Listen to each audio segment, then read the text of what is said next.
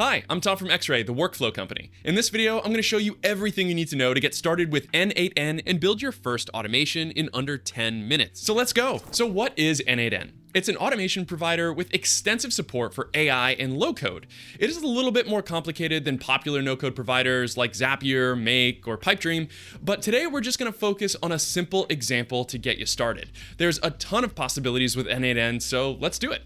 Here's what we're building today. It's a workflow for summarizing and sharing articles in an RSS feed. The automation starts whenever a new item appears in the feed. Then the article is sent to Gemini for a summary. Finally, the article info and summary are sent as a Discord message. All of these tools can be accessed for free, even Gemini, so anybody can follow along. Log into n8n Cloud and click on Create New Workflow. That's going to be this button on the top right.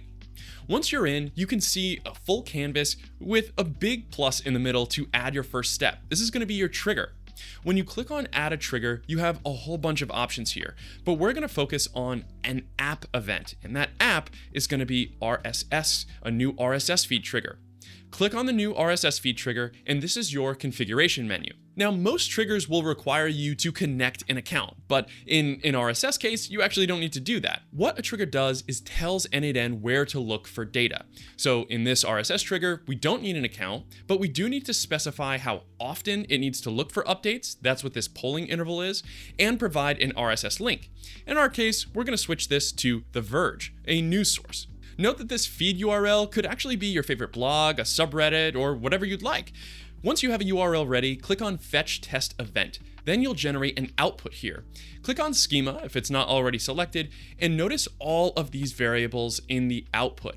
These are the data points that we'll use in the subsequent parts of our automation. We're going to send several of these to Gemini to generate a new output that we'll send to Discord. Now the next step is to go to aistudio.google.com. Once you sign in using your Google account, you're going to see a screen similar to this. And we're going to go down to the bottom left and click Get API Key. Then on the top right, we're going to click Create API Key. Name your key, something like n8n key. Select a cloud project, which you'll have to create if you haven't already done so. We're going to name this n8n project. Create project, and then create key. Once you have this key, you're going to click on Copy API Key and then head back to n8n. Click on Go Back to Canvas so you can see your full canvas, and then click on the plus sign to add a new event. We're going to click on AI and Google Gemini. Then we're going to pick Message a Model. Now that we're configuring this Message a Model step, we're going to need to sign in, pick a model, and compose a prompt with the data from our trigger. Configuring actions always looks similar in n8n, just different fields to fill in, and there's different ways to authenticate different accounts. In this case, we're going to use that API key that we copied from Gemini. Click on Select Credential and Create New Credential. Then in this API key portion, you're going to paste your API key that we copied earlier. You can leave all the other settings as they are. Click Save. And we see that it was successful. Click X, and now you have that new Gemini credential added to your module. Now that we have our credentials connected, we're going to configure the other settings in this node. The resource is still going to be text, the operation is still going to be message a model, and for our model, we're going to configure 2.5 flash. Then we can paste our prompt here, and this prompt is just asking for a quick summary with some specifications, like keep it short, no weird formatting, and nothing other than the summary. No, I can do that for you, blah, blah, blah. You can go to XRay's blog to copy this prompt, and the link to the blog is in the description. The next step here is to add variables from the input menu. Notice in the prompt you see fixed. This is fixed text inside of the prompt, but we're going to be translating it into an expression. This is JavaScript that will actually be input into the prompt of the model. And we're going to use the variables from the left input panel. So we're going to grab title and just drag it over to title. Same thing with author and publish date, and of course, content. Now this JavaScript expression is ready to go. Keep in mind, this is how we translate the prompt from a fixed prompt into a dynamic prompt. Each time it runs, it'll have a new title, author, publish date, and content. We're ready for a test. Click on Execute Step. And now we have an output. This looks like a good summary, and notice the /n, those are just line breaks, so that'll be fine. Now we can send this output wherever we want. Now let's send this output to Discord. Click on Back to Canvas and move on over to add a new step after the Gemini step.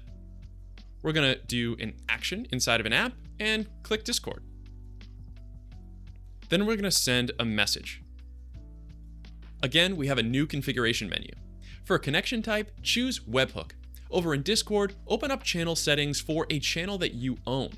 Select integrations, create a webhook, give it a unique name, copy the webhook, and come back over to n8n. Now we're going to click on Credentials for Discord Webhook, create a new credential, and paste that webhook we just copied. We're going to save it, this green box will appear, and we can close this window. Now we're going to configure the message. The webhook already determines the channel, we just need to compose the message here. I'll write a simple message and switch this over to expression. Now we're going to do the same thing from before. We're going to grab the text for the summary and drop it right here. But we also want to get information from the original trigger. So I'll click on that toggle and open up the RSS trigger to be able to drop the title and the link directly. Now this message is all set. Click on Execute Step and see the output. The output says that it was true. Now let's check Discord. Looks great. By golly gee, the robots have done it. Everything is neatly formatted, the data looks correct, and you just built your first automation in n8n. But there is one more step though that is critically important. This simple n8n automation is complete, but you still have to save it and turn it on. So let's go back to the canvas and turn this toggle to active.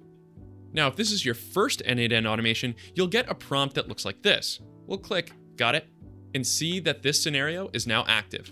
And that's all there is to it. You've built your first automation in n8n. And as I mentioned earlier, n8n can get very complex. Even connecting apps can be quite tricky. If you need some help getting your automation set up, go to hourly.xray.tech. We'll match you with a vetted low-code expert for one-on-one collaborative building sessions. There's no long-term commitment, just flexible hourly support when you need it. That link is on your screen now and in the video's description. If this video helped you out, like and subscribe to the channel for more AI and automation updates every single week. You can also find me and my company XRay by searching for XRay Automation on nearly every social media platform.